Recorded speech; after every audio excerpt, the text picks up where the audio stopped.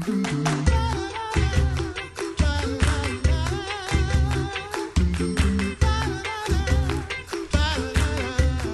culpa, mea maxima culpa. I don't have a last name today. It's fine. Turn your mic off. See, apologizing in another language. And speaking of languages, we've got some great guests that help us when it comes to biblical languages. And one of those is the Reverend Mark Burkholtz, pastor at Faith Evangelical Lutheran Church in Oak Lawn, Illinois. Pastor Burkholtz, thanks so much for joining us again this morning. Glad to have you with us.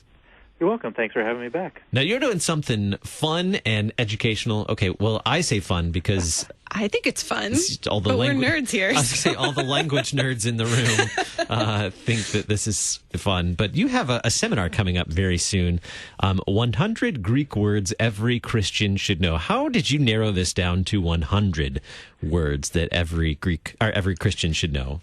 That's kind of a nice round number. Actually, I think we're probably going to end up with about 120, but it was just a promotional way to get people interested in and connecting with the Greek language, make it a little bit less intimidating for language nerds and Bible study folks like you who just want to learn a little bit more and have some knowledge of what that language was that the New Testament came to us in.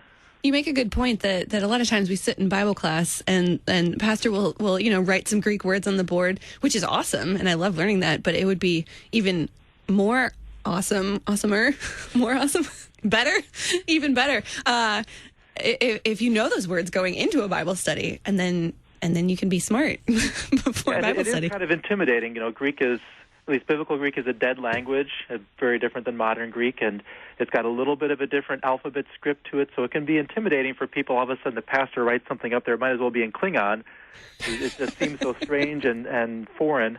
But it really shouldn't be that bad. There's a lot of connections between the Greek and English language. There's words that we pick up just in church and in other theological conversations that we don't even realize sometimes that we're speaking Greek. Yeah. So knowing these 100 words, how would that help someone in their daily devotion, daily Bible studies? Well, if you have a little bit of a knowledge as to how the language works and some of the basic vocabulary, you can search out what word is being used in different cases, and then that can give you a little bit more insight as far as what's going on there. If I can give an example here, like this coming Sunday, the gospel lesson is the Transfiguration in most churches. And Peter says, "It's good, Lord, to be here." And Greek has two different words that are usually translated as good. There's agathos, which is good, usually like in a moral sense. So when the guy comes up to Jesus and says, "Good teacher, what should I have? What do I do to be saved?" And Jesus says, "Why do you call me good?" That's that agathos word, but that's not the word that's used here. The word that Peter uses, at least in the Greek, is kalos. It is good to be here, and that's a word that has a sense of almost a beauty to it. The English word calligraphy means beautiful writing. Graphe is writing, so calligraphy is something that's a beautiful form of writing. And so we often use the word good to mean things like beautiful and just exceptional. If you hear a good concert or you have a good meal, it's not morally good, but it's satisfying, it's perfect, and that's really the word that Peter is using here. It's a beautiful place to be, not that it's sinless or the opposite of evil, but it's got this beauty to it. And then you can kind of search to find other places where that word is used. So can you think of another time where a place is described as good over and over again? Somebody says that it is good. It was good. Creation. Yeah. And if you take a look at the Greek version of the Old Testament there, it's that same kalos word where God says over and over again, he saw that it was good.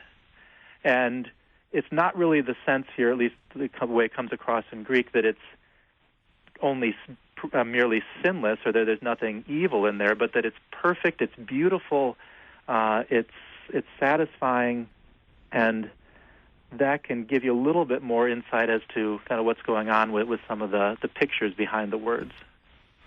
That is so fascinating. 100 words or more in one day seems a bit daunting to me. Now, I studied Greek for 2 years, and I probably don't know 100 words still because this was several years ago. But how do you tackle 100 words in Greek in one day? This is like 9 to 2 coming up on Saturday, March 9th, right? Yes.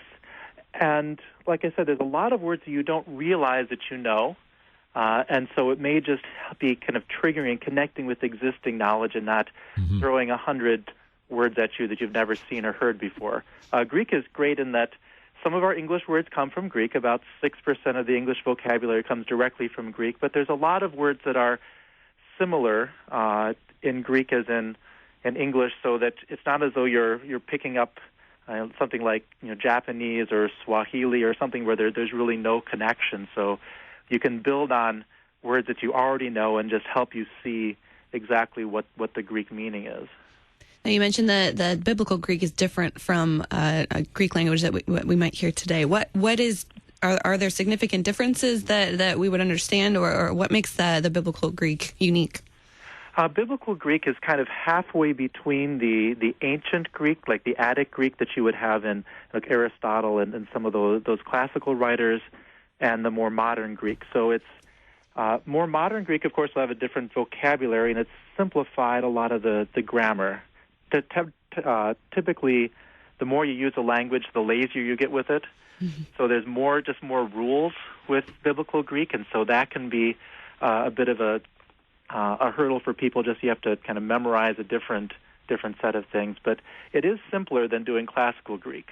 So Alexander the Great, conquered a lot of that part of the world. He brought the Greek language and culture with him, and the language at Jesus' time was simplified from the classical Greek, just because, again, as words get used by more and more people over a larger area, it's just people get lazy with the grammar. Like Old English has a lot more forms and things like the these and the thous that we don't use anymore. So it's kind of like going back to Shakespeare. This is Koine Greek, is that right?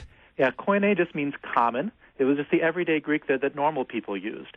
Now, people still wrote in Jesus' time, often in the more classical literary style, but it's the difference between having a normal conversation like we're having now, or if you were to sit down and write, a college paper.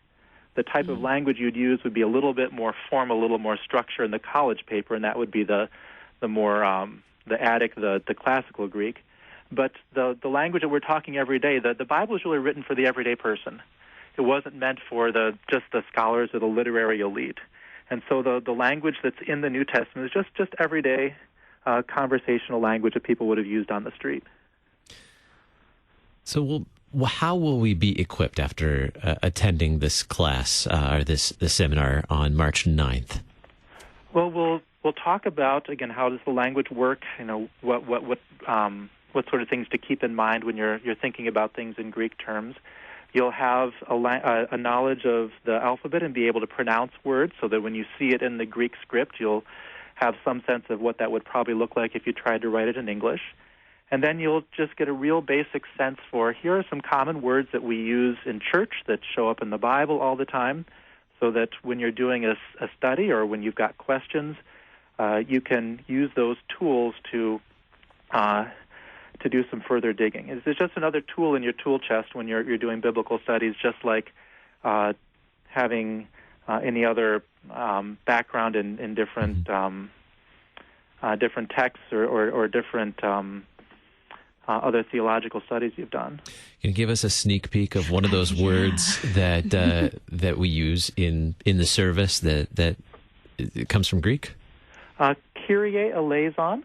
And sometimes we do the English, Lord have mercy, but that's really what it is Kyrie comes from the word for Lord, Kyrios, and then eleison is a plea for mercy. This is what the beggars would say as you were walking down the street and somebody was looking for some help.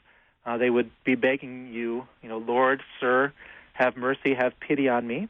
That's really what we do in that portion of the service where we pray, Lord, have mercy, is we're begging for the Lord to see us in our poverty, in our need, and to give us freely, not because we deserve it or not because we somehow have merited his goodness, but simply because he loves us and he cares for us. All right, good case you've presented here. Now, how can we be a part of this seminar coming up on March 9th? Well, if you are in the Chicago area, you're welcome to come here to Oak Lawn. It would help if you could register in advance. If you shoot an email to greek@faithoaklawn.org and just let us know you're coming. Again, there's no cost to attend. We'll feed you lunch, have some good break sessions too. So you're welcome to join us that way. I have had some requests for copies of the handouts or the PowerPoint slides. I'm happy to provide those after the fact as well. We might be recording it. I'm not sure about that yet. But you can just reach out to me by email, or you can find our church, Faith Oak Lawn, on Facebook, and we'll be happy to connect with you that way as well. This is coming up Saturday, March 9th, right around the corner, and it's a 9 a.m. to 2 p.m. Seminar, and it sounds really intense, and it sounds like a little break for lunch. I'm tempted to take the train up. That's true. More than welcome to. You know, we've got plenty of nice folks in the area. We can put you up for the night if you come early. And that is true. Lots of good Lutherans there. 100 Greek words every Christian should know with Pastor Mark Burkholtz at Faith Evangelical Lutheran Church, Oak Lawn, Illinois, coming up Saturday, March 9th. You can find it. You can email him Greek at, is it faithoaklawn.org? Is that right? That's correct. Email them there, and you can get registered that way, or find Faith Oak Lawn Lutheran Church on Facebook as well. More information there. We'll share that link in the program notes today as well. Pastor Burkholtz, thanks so much for being our guest today on the Coffee Hour. Thanks for having me on. I'm Andy Bates. I'm Sarah Gulseth.